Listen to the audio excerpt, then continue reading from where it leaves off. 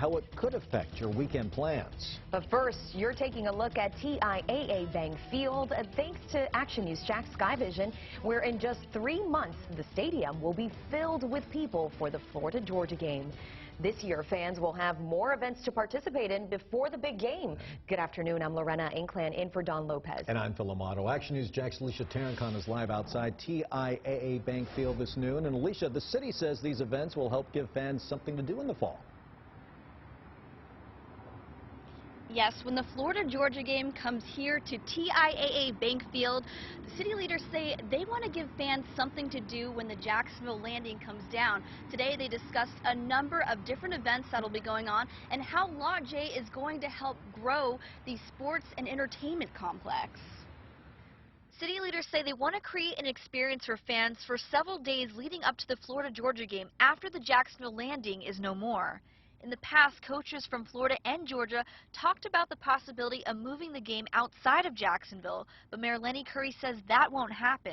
I'm not concerned, but look, anytime you're in a negotiation, first you have to demonstrate appreciation for your client, if you will, and both of those universities are important to our city. Action News Jax told you last month that a deal had also been reached for $450 million to develop Lot J at TIAA Bank Field into restaurants, hotels, and entertainment. Curry says Lot J will help develop the sports entertainment district once it's complete and bring more people into downtown. Mayor Curry did say financially the city is in a good place and they're close to negotiating an extension on their contract for Florida-Georgia. We're on top of it, and I'm confident that this is where that game is going to be played for a very long time. And there will also be fireworks, not to mention the opening of RV City where we're standing right now. And there's also going to be a big country concert expected when Florida-Georgia comes to us this fall. Now, coming up at 5, Mayor Curry is going to tell us how the city plans to pay for Lot J. I'm reporting live in downtown, Alicia Tarancon, CBS47, Action News Jax. Right now, a tropical disturbance is developing in the Atlantic, and that weather may put a wrench in your weekend plans. Action News Jack's first alert meteorologist Corey Sima joins us now. And Corey, you've been tracking this disturbance since it formed. And since it formed, other areas have been developing in the tropics. We're going to take a look at all 3 of them right now. We have Tropical Depression Chantal way out in the middle of nowhere in the Atlantic. It's going to weaken over the next 24 hours to nothing. Also, a tropical wave in the central Atlantic that we will closely monitor. But what grabbed your attention right off the bat, I'm sure, it's the big red polygon here just east of Florida. This disturbance, it's Invest 98L. It is going to track basically parallel to the Florida coast over the next couple of days. All of the moisture is going to be generally to the east of the circulation. That's how tropical systems work. But it is going to send a little bit toward northeast Florida and into southeast Georgia as well through the weekend. That means the potential for rough seas and elevated rip currents. So we'll talk more about local impacts for the weekend and when rain brings some relief from the heat. That's coming up in the first alert forecast. All right, Corey, thank you. And to learn how to prepare for a hurricane and track the tropical disturbance yourself on the First Alert Weather app, you can download that free in the App Store. Developing now, police are looking for a suspect accused of stabbing a man on the west side. We brought this to you as breaking news this morning. Officers say the stabbing happened on Kingston Street. We have a map for you there to give you an idea. They say the victim died at the hospital. Jacksonville police say they're looking for a woman who drove away from the area in a black car. Right now, these 2 women are facing charges after being accused of taking a 10-year-old boy. Action News Jax told you that an Amber Alert was issued for Cedric Barnes on Thursday. Since then, deputies say that they've arrested Andreja Cyprian. She's been trying to convince Barnes, according to police, to live with her for the last couple of weeks. Investigators say they discovered Barnes in a bedroom when the Chastity Christian let them inside the home. Neighbors helped search for Barnes when the Amber Alert was issued. It's just the right thing to do, you know. I would hope that if my kid went missing, that someone would come out and look for them as well. The boy was seen on surveillance video walking home from school. And take a look at your screen. Right now, JSO needs you to be on the lookout for this man right there. Police say 31-year-old Breon Davis has not been seen or heard from since August 6th. He is 5'7" and 150 pounds. If you recognize him, call JSO or Crime Stoppers. Families of the missing firefighters say they're not ready to give up looking for their loved ones. Action News Jax told you crews ended their search at sundown on Thursday. The family members of Justin Walker say they're trying to rent boats and planes to keep the search going. His cousin says that she believes in miracles. Just because they're pulling out doesn't mean we have to, and that it doesn't mean that we have to give up as well. The Coast Guard and other agencies covered more than 146,000 square miles for over 281 hours looking for the firefighters. Since Friday night, the search spanned from Florida to New England. Now, to put that in perspective, the area they searched is slightly smaller than the states of Georgia and Florida combined. There were volunteers searching both on the water and in the air. There's a Bring Them Home benefit, though, this weekend to raise money to keep those search efforts going. It's happening at Fire Station 32 on Lenox Avenue in Jacksonville. There will be chicken dinners available for $20. All the proceeds are going to the search efforts. And if you can't make it out, they're also accepting donations. The benefit is Saturday from 3 to 6 p.m. And many people have been showing their support and giving encouragement to the families of the missing firefighters. Here are some of the things people are saying online. Christy says, heartbroken for these men and their families. And here's another one from Mark. Hope they find them. The Lord likes the number 7. Let's bring them home. And here's another one that we'd like to show you as well. Teresa says, this was inevitable but awful. It seems like they just vanished. But still, people are very hopeful that they're still out there and alive. Right now, you can donate to help the families of the missing firefighters. More than $150,000 have been raised so far. We have a link to donate on actionnewsjax.com, and we'll continue to update you on our website and mobile app with the latest information. Right now, a 4-year-old is recovering after being found unresponsive in a hot car. It happened on Piney Lane yesterday in Baker County. Police say they found that child unresponsive and barely breathing inside the car. The child was airlifted to a hospital. Neighbors tell us they were shocked to see the street lined with first responders. You hear on the news all the time, kids left the car, but you don't think you hit this close to home. Deputies say the child is expected to be medically cleared soon. And we did some digging to see how often children are left in hot cars. Since 1998, 818 kids have died from vehicular heat stroke. On average, it killed about 38 kids a year. That's according to the National Safety Council. And in 2019 so far, 23 kids have died from being left in a hot car. One was found in a daycare van in Florida. Usually these deaths happen entirely on accident. Jacksonville Sheriff Mike Williams is considering whether to expand a program that allows police to know exactly where someone fired a gun, even if no one calls 911. Right now, that technology from the company ShotSpotter is on the city's west side. The devices alert police within 45 seconds when gunshots are fired. The director of ShotSpotter, Steve Carter, says the system has already proved to be effective. They're not treating it as, did I make a lot of arrests right away? They're focusing on, how can I reduce those people who are causing the most terror in the neighborhood. Police monitor hidden microphones across a 5-mile area on the west side, and because of its effectiveness, Sheriff Williams says ShotSpotter could start helping more local neighborhoods. The Trump administration wants to relax medical privacy rules for patients with a history of addiction. They say the proposed rules would help doctors share information about a patient's addiction history. The goal is to prevent doctors from giving someone with an addiction powerful pain medication. Some advocacy groups argue that relaxing privacy restrictions could cause discrimination in work settings. Auto safety advocates say school buses should be equipped with seat belts. While seat belts are required in all 50 states, only 8 states, including Florida, make it mandatory to have seat belts on school buses.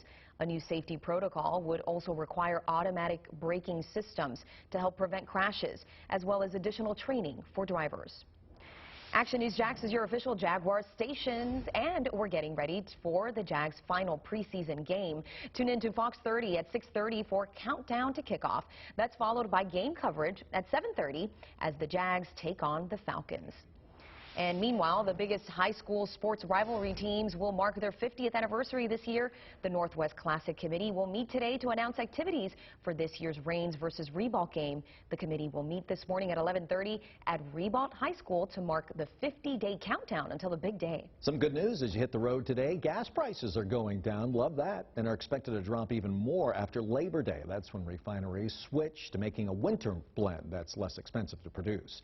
According to AAA, the average price for regular in the Jacksonville area is $2.32 a gallon. That's down 8 cents from a week ago, down 31 cents from a month ago, and down 37 cents from this day last year. To find the cheapest gas prices in your neighborhood, just go to actionnewsjacks.com, click on Gas Prices under the Traffic tab. A detour on the Matthews Bridge starts this evening, so heads up drivers. Crews are driving or doing some maintenance on the bridge. Closures will last from 6 p.m. today until 6 a.m. Sunday. Plan for a little extra traffic in the area and follow detours to the Hart Bridge. From the Action News Jax First Alert Weather Center, I'm meteorologist Corey Sima. Hot day underway. Our Riverside First Alert Skycam network with some puffy white clouds on them. But I'm going to show you why those clouds aren't bringing much rain. And we are diving back into the tropics in the First Alert forecast. Plus, a local coffee shop causing some frustration for drivers. The city's plan to make it easier for drivers to park in the area. A Florida rapper is facing charges. The crimes Kodak Black pleaded guilty to and how much prison time he could face. What to watch, brought to you by Ashley Home Store.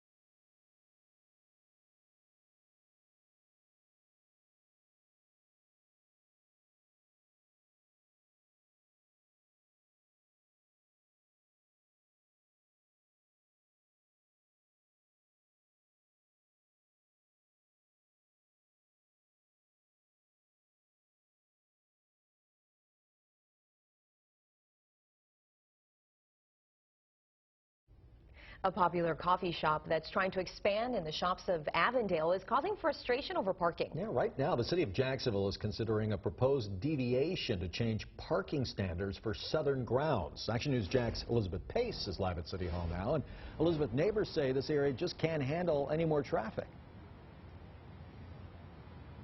We just stepped out of this meeting here at City Hall within the last 15 minutes. And overall, these neighbors were saying that they're not opposed to Southern Grounds coming to the shops of Avondale, but they say it needs regulation because parking is becoming a major issue. But we do have some new renderings from the company to show you what Southern Grounds would look like on this property. It would include their popular coffee shop and retail center. Now, they're proposing 163 seats in their 8,700 square foot building.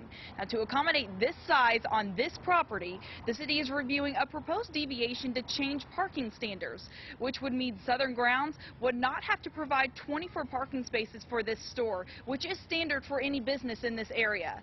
Neighbors say if they can't build within the existing structure and follow parking standards for this neighborhood, then the city should not approve this deviation. Now, again, we just walked out of there, and on our way out of the meeting, I was able to grab someone from Southern Grounds and neighbors who oppose this deviation. And what they're asking for the city, I'll have that entire report coming up at 5. Reporting live at City Hall, Elizabeth Pace, CBS 47, Action News Jacks. Tomorrow, you can celebrate the UF Miami game. Food trucks will take over downtown Jacksonville. The theme is college colors, and I can already see a sea of orange there tomorrow. That's from 11 a.m. to 4 p.m. See what I did there? Stayed neutral. It's free, and you can park for free at the SKYWAY stations. I did notice that. Well, the U.S.-China trade war is intensifying. President Trump tweeted this morning that U.S. companies should find other alternatives to their operations in China. This comes after China announced this morning it would slap tariffs on roughly $75 billion in U.S. markets. And look what's happening to the stock market now because of it, shaking it up. The Dow Jones Industrial Average down 414 points right now. Florida rapper Kodak Black could face up to 20 years in prison for federal weapons charges. He pleaded guilty to the charges, which stemmed from his arrest that happened before his performance at a music festival in Miami. Kodak Black is charged with crimes which include falsifying information to buy guns. He is scheduled to be sentenced in November. A new study says there's a huge pay gap for black women. This is according to a study from the National Women's Law Center. Experts say black women will miss out on more than $946,000 within a 40-year career.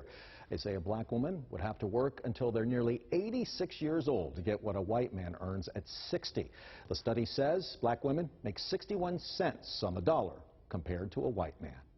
Now, certified Jacksonville's most accurate weather forecast. Action News Jacks First Alert Weather. Beautiful St. Augustine here on the Action News Jacks First Alert Sky Cam Network. Look at the blue sky, just some high, thin, wispy clouds, and there's the American flag standing up. Looks like a bit of an onshore wind, north-northeasterly at 10 miles per hour. The reading out at the airport, 86 degrees in the ancient city. It's getting hot already. Today, yeah, it's going to be a typical summer day, minus something really important. It's going to feel like 100. The thing we'll be lacking today, it's the rain. It is going to be a mostly dry day. Let's do a quick recap here. We've seen the names A, B, C so far for those hurricane names in the Atlantic Basin. Dorian, it will be the next one, and we may have the next one. We're just going to have to wait and see. This is Invest 98L. It is located between South Florida and the Bahamas, and it's still kind of getting its act together, though just over the last 12 hours or so that I've been watching this,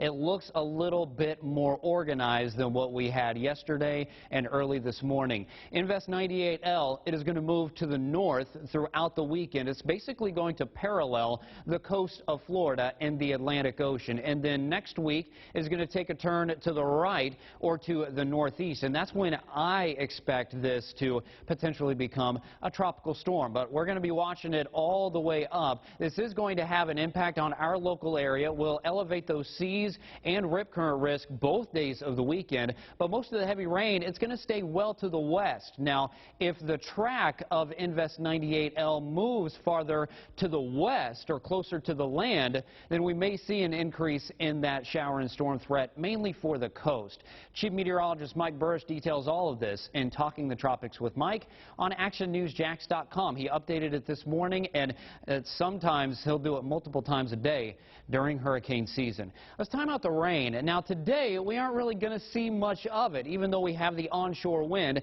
That will activate that sea breeze, move it well inland. So if you live west of 301, you may get an isolated shower, but that's about it for today. Early on Saturday, we're starting to see the impacts of this tropical system.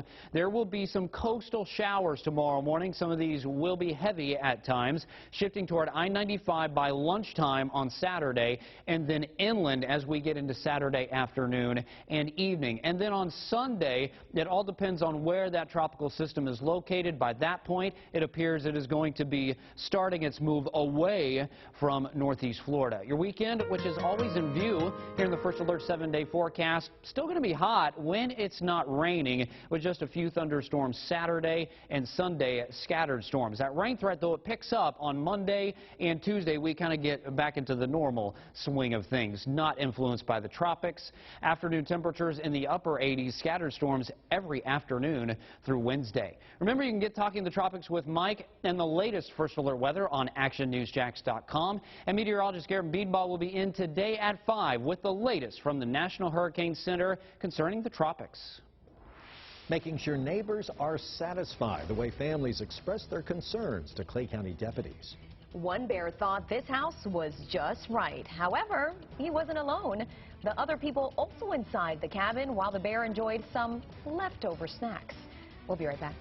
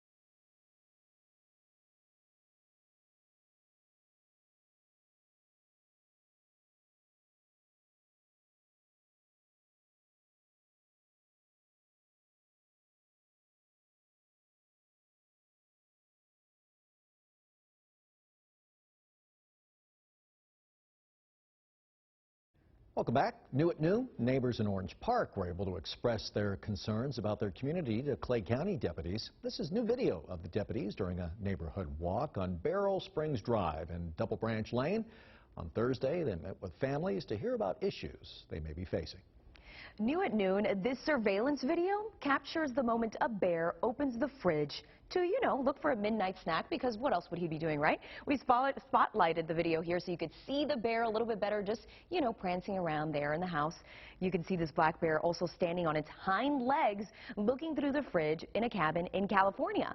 Now, there were teens inside the home who were watching TV in another room when the bear walked into the house. The deputies were eventually called to remove the bear, and that bear was able to leave on a full stomach, by the way, from eating taco meat, Ben & Jerry's, ice cream, and crackers. The bear has good taste, right?